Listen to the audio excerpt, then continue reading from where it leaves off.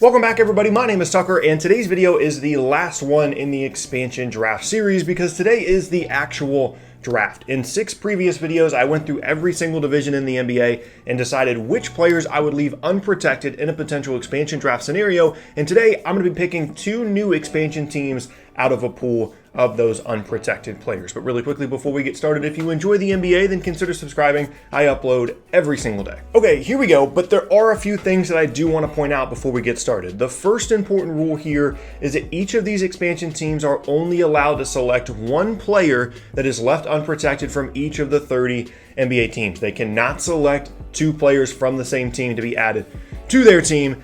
And the other thing to mention is we have 2 new franchises here. One is a team in Seattle that is in a bit more of a win now mode. They want to put a quality product on the floor. They want to make sure that they're getting their fans excited immediately. And so they're prioritizing players that are good right now. Well, on the other hand, we have another new team in Vegas, and that team is prioritizing the future of their roster and selecting more younger players rather than a more win now mindset. So with that in mind, let's go ahead and get to the actual draft. And with the first overall pick, Seattle is going to be selecting Blake Griffin. And this goes along with that agenda that I mentioned of wanting to be good right away. And there's really no other pick to be made here under that circumstance, because even though there are some injury issues with Blake Griffin and the contract is very, very large, if he comes back fully healthy, he's the best player in this draft. It's not even really all that close, and he can be a borderline All-NBA, All-Star caliber player if he comes back healthy. Now, the possibility certainly exists that he does not come back healthy and he's just a contract liability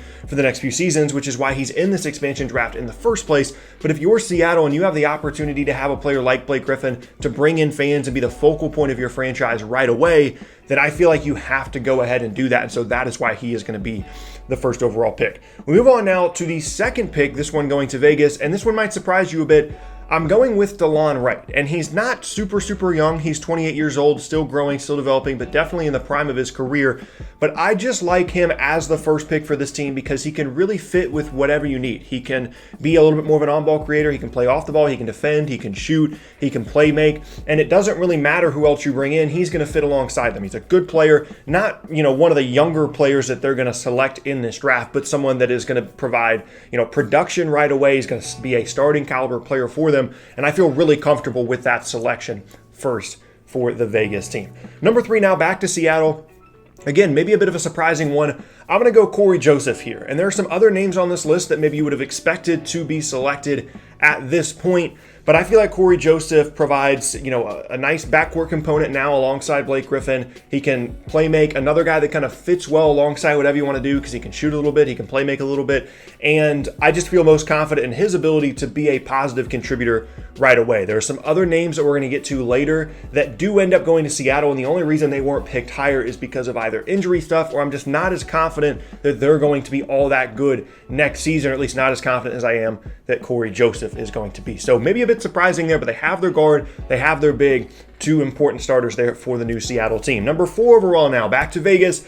I'm going with Damion Lee, a player that is going to complement what DeLon Wright does well here in the backcourt as a little bit more of a scorer, can get to the rim, can continue to work on his outside shot. Got some nice opportunities in Golden State with all the injury issues that went down with him this past season, and he's someone that I think is, as I said, going to fit well alongside DeLon Wright in the backcourt there in Vegas. We move on now to number 5 overall, back to Seattle, and I'm going to go Jeremy Lamb. And the reason that Jeremy Lamb is even in this draft is because he did suffer a knee injury for Indiana, and he was having a good season, can shoot the ball, can attack the rim, can play make a little bit, has good size, but it all depends on whether or not he's going to be able to come back well from his injury. If he does that, then he's going to be a really nice player for them, a player on the wing that, like I said, can score and can shoot. And the only reason he wasn't the second player selected for the Seattle team is just because of that injury issue that he did have, but still a really good player.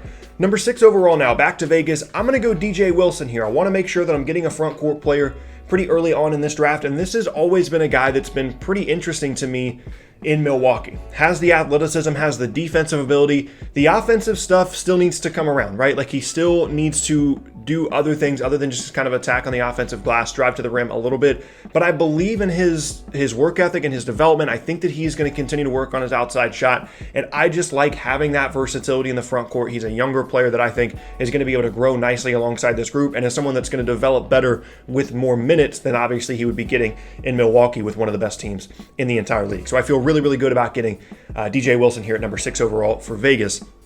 Number 7 overall now, back to Seattle. And there's a continuing theme here, and it's getting players that are just the best in the entire draft.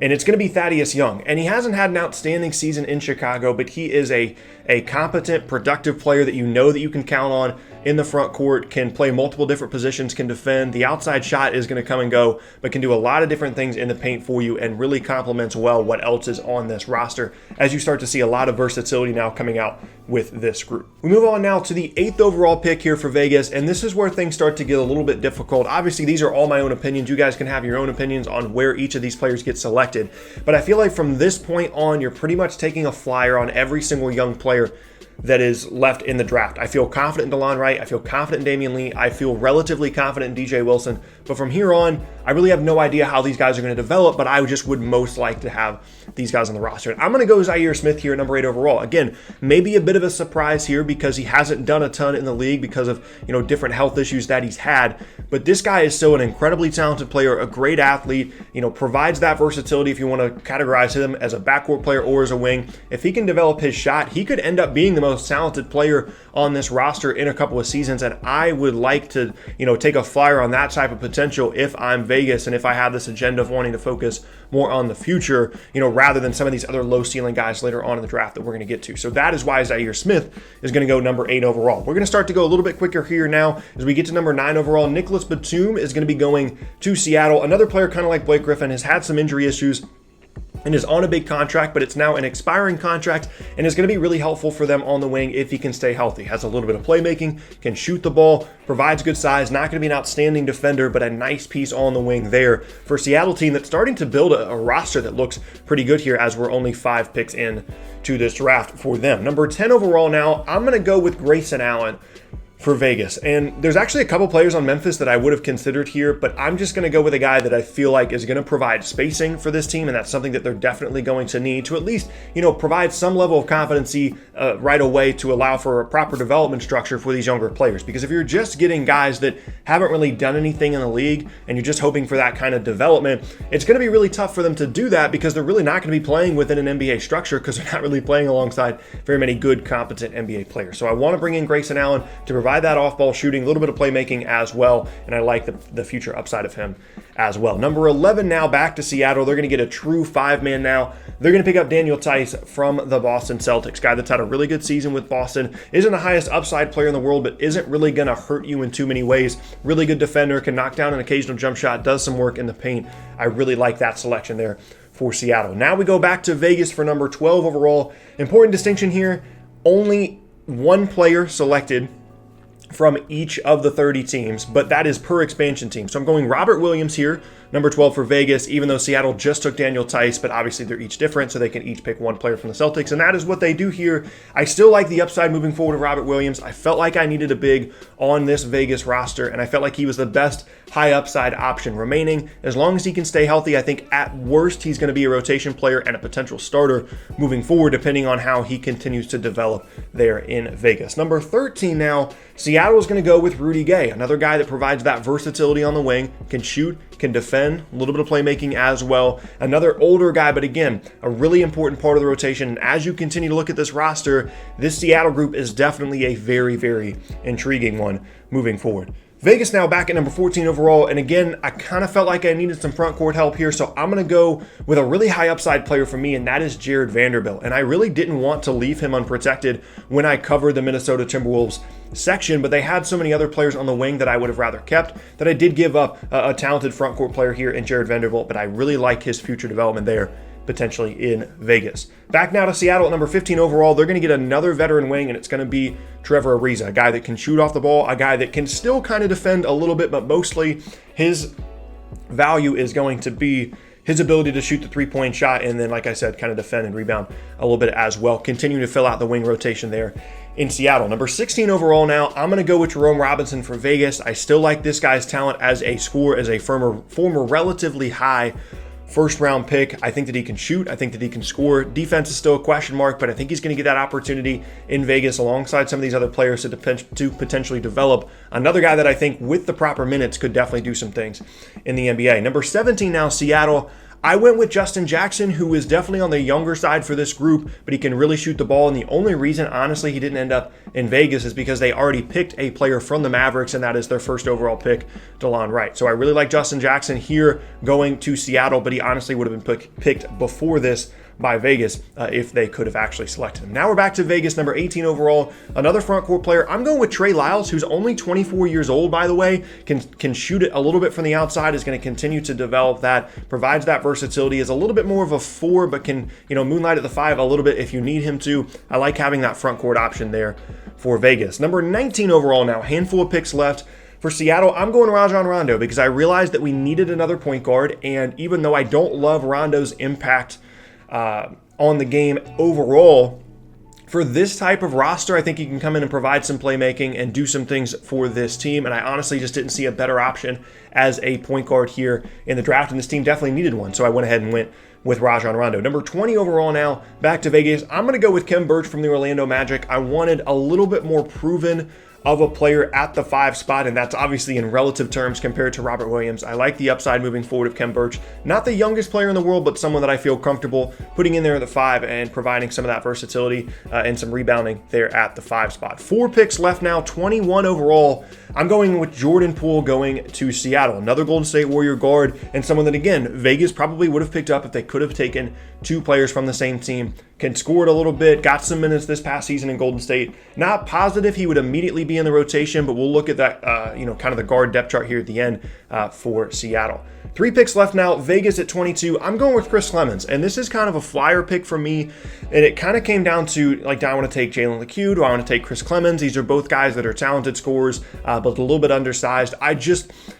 I really believe in Chris Clemons' ability to shoot and score the basketball based off what he did in college, and I think at some point he's going to find a role in the NBA, and I would like to see that happen here in Vegas for the expansion team, and I think that would be a perfect situation for him. 23 overall now, Frank Kaminsky is going to be going to Seattle, again, providing a little bit more of that front court depth, can shoot it from the outside, nice rotation piece for them. And then the last pick in the draft for Vegas, 24 overall, is going to be Rodions Kurucs, because I realized that they needed a little bit more help on the wing. Didn't have a great season last year, or this year, but 2 seasons ago, whatever. This past season, whatever season we're currently in, not a great year for him, but last year, he was a relatively important part of the rotation for Brooklyn as kind of a 3-4 combo. Can shoot it a little bit, has some athleticism, some defense as well, and so I like his fit there in Vegas. And now we're going to go ahead and cover the entire roster for both teams really quickly. So for Seattle, again, this is more of a win now type team. Our guards are Corey Joseph, Jeremy Lamb, Rajon Rondo, Jordan Poole. That is a nice group there, especially assuming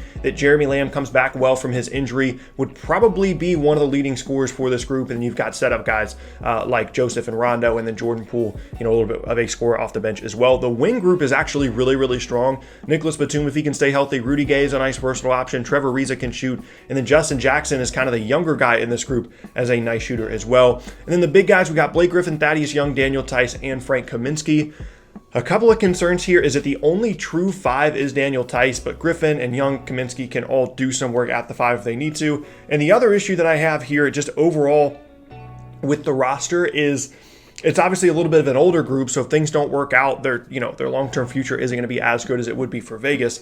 But also, some of these guys could get hurt. And so, if Blake Griffin doesn't come back well from his injury, Jeremy Lamb, same thing. There's some longer, bigger contracts with this group, and that is definitely a concern. But that's the price that they pay for trying to be a pretty good expansion team here right off the bat. And that's a pretty solid roster, again, assuming Blake Griffin comes back and can kind of provide some of that star power for that group. We move on now to the Vegas team, and it's not as balanced of a roster positionally, but plenty of really interesting players in this group. Our guards are DeLon Wright and Damian Lee, who would assumedly start for this group. Off the bench, Grayson Allen, Jerome Robinson, and Chris Clemons. Plenty of offense off the bench. Defense is definitely a question mark, but I still like that guard group. On the wing, Zaire Smith is the one that I really am holding out hope is going to be good for this group and is going to be able to continue to develop and stay healthy. Kurucs is also there on the wing, so that's definitely a concern that I only have 2 true wings on the roster, but you can, put Grayson Allen, Jerome Robinson, Damian Lee, the on right. You can run 3 guards if you need to with this group. And then for the bigs, I've got DJ Wilson, Robert Williams, Jared Vanderbilt, Trey Lyles, and Khem Birch. Yes, that's a lot of bigs, but I felt like those were the most talented